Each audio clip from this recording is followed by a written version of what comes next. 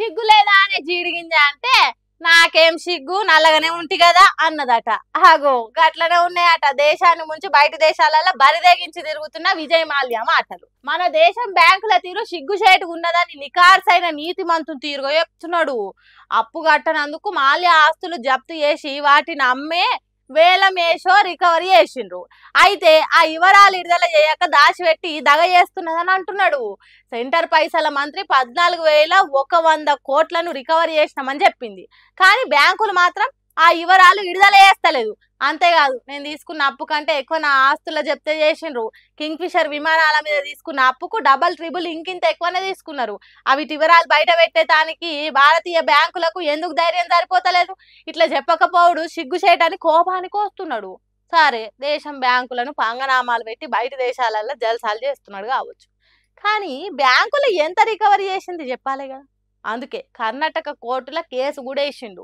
ఎంత తీసుకున్నారు, ఏమేం తీసుకున్నారు అనే బ్యాంకు స్టేట్మెంట్లు ఇవ్వాలి అని డిమాండ్ చేస్తున్నాడు. మరి వాడు దేశం విడిచి దేశంలో ఉన్న బ్యాంకులను నిట్ట నిలువున ముంచి బయట దేశాలకు పోతే వానికి స్టేట్మెంట్లు ఎందుకు ఇవ్వాలి? వాడేమన్నా సొక్కం పూసనా అన్నట్టు బ్యాంకులు చూస్తున్నాయా అనేది మనకు తెలియదు. కానీ అప్పుడు అప్పిచ్చి ఆదుకున్న బ్యాంకులు అనేది ఇచ్చినట్టు చేస్తున్నాడు. చూడాలి దానికి మన బ్యాంకులు ఏసోంటి కౌంటర్లు ఇస్తాయో. నలుగురికి నచ్చినది నాకసలే నచ్చదురో, కాంగ్రెస్ ఎమ్మెల్యేలు నడవని దారిలా నేను నడుస్తాను అన్నట్టే చేస్తున్నాడు మునుగోడు ఎమ్మెల్యే రాజగోపాల్ రెడ్డి. పొగరని అందరన్నా అది మాత్రం నా నైజాం, తెగువని కొందరన్నా అది నాలో ఉన్న నిజం. కాంగ్రెస్ సర్కారు ఒకవైపు తానొక్కడు ఒకవైపు అన్నట్టే చేస్తున్నాడు.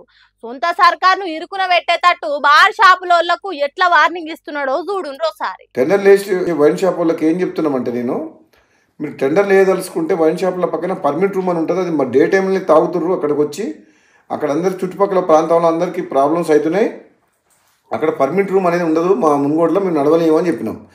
అలౌ చేయను నేను ఎమ్మెల్యేగా ఉన్నంత వరకు ప్రజల ప్రాణాలు ప్రజల ఆరోగ్యమే నాకు ఇంపడి తప్పితే ప్రజల జీవితాలతో ఆడుకునే ఎవరు ఏ పని చేసినా ఎట్టి పరిస్థితుల్లో ఒప్పుకునే ప్రసక్తే లేదు. అంతే చూస్తుంటేమో తమాషాలు చేస్తున్నారు ఈ వైన్ షాప్ వాళ్ళు. ఇప్పటికే 2 ఏళ్ళు అవుతున్నది మంత్రి పదవి నాకు ఇయ్యకుండా ఆగం చేయబట్టి. సారీ అది కాదు, 2 ఏళ్ళు అవుతున్నది వైన్ షాపులలో పర్మిట్ రూములు పెట్టి ఆగం చేయబట్టి. నాకు పదవులు ముఖ్యం కాదు, ప్రజల ప్రాణాలే ముఖ్యం. కాబట్టి నాకు మంత్రి పదవి ఇచ్చి తీరాలి. కాదు కాదు కాదు కాదు సిట్టింగ్ రూమ్లకు పర్మిషన్ ఇవ్వద్దు, బెల్ట్ షాపులు బంద్ పెట్టాలి అన్నట్టు ఫోన్ల టెండర్లు వేసే వైన్ షాపుల వాళ్ళకి చెప్తున్నాడు. ఇంకేం చెప్తున్నాడు అనేది మీరైనా.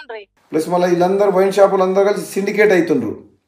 సిండికేట్ అవ్వడం వల్ల ఏమవుతుంది, రేటు పెంచి అమ్ముతుండ్రు, డూప్లికేట్ అమ్ముతుండ్రు. వేరే మండలాలు, వేరే నియోజకవర్గాలు, వేరే జిల్లా వాళ్ళు ఇక్కడ పార్టిసిపేట్ చేయొద్దు. ఇప్పుడు వైన్ షాప్ లొకేషన్స్ కూడా తప్పున్నాయి. టౌన్లో, సెంటర్లో, పబ్లిక్ ప్లేసెస్లో పెట్టిండ్రు. అది ఊరు బయట పెట్టాలి వైన్ షాప్. అసలు తప్పకుండా ఈ మునుగోడుతో పాటు తెలంగాణ రాష్ట్రంలో ఈ ఎక్సైజ్ పాలసీని సమీక్షించి ఈ ప్రజల ఆరోగ్యం ఖరాబ్ చేసేది కాదు, ప్రజల ఆరోగ్యం మెరుగుపరిచే విధంగా మనం ఏ విధంగా ప్రభుత్వం పనిచేయాలనో ఆలోచన చేయాలని చెప్పి కూడా ప్రభుత్వం దృష్టికి తీసుకుపోతాను తప్పకుండా. సర్కార్ దృష్టికి తీసుకుపోవాలి. వైన్ షాప్ల తీరుగా మస్తు గందరగోళం ఉన్నది. పర్మిట్ రూములు సిటీలల్లో, మండల సెంటర్లలో ఇచ్చుడు ఏంది గవన్నీ అడగాలి. మొత్తం మద్యం పాలసీనే మార్చాలి అన్నట్టు కోపం చేస్తున్నాడు రాజగోపాల్ రెడ్డి సారు. వాజీబే, కరెక్టే, 100కు 100% నిజమే. కానీ ఇదే ముచ్చట 2 ఏళ్ల కిందనే కాంగ్రెస్ సర్కార్ని అడగాల్సింది. ఇప్పుడు అడుగుతున్నాడు రాజగోపాల్ రెడ్డి సార్. అంటే మంత్రి పదవి ఇయ్యనందుకే గిట్లా చేస్తున్నాడు. సర్కార్ను సాదే మందు దుకాణాలను బంద్ పెట్టిస్తే సీఎం రేవంత్ రెడ్డి దిగొస్తాడు, మంత్రి పదవి ఇస్తాడు అన్నట్టు చేస్తున్నాడు అనే అనుమానం తెలంగాణ జనానికి వస్తున్నది. కాబట్టి ఎట్లాగో రాజగోపాల్ రెడ్డి తనకు పదవుల మీద ఆశ లేదని పదే అనుడు కాదు, తన ఎమ్మెల్యే పదవికి రాజీనామా చేసి కాంగ్రెస్ పార్టీ మీద కొట్లాడితే ఇంకింత మంచిగా ఉండని అంటున్నారు రాజగోపాల్ రెడ్డి మాటలు విన్న తెలంగాణ జనాలు.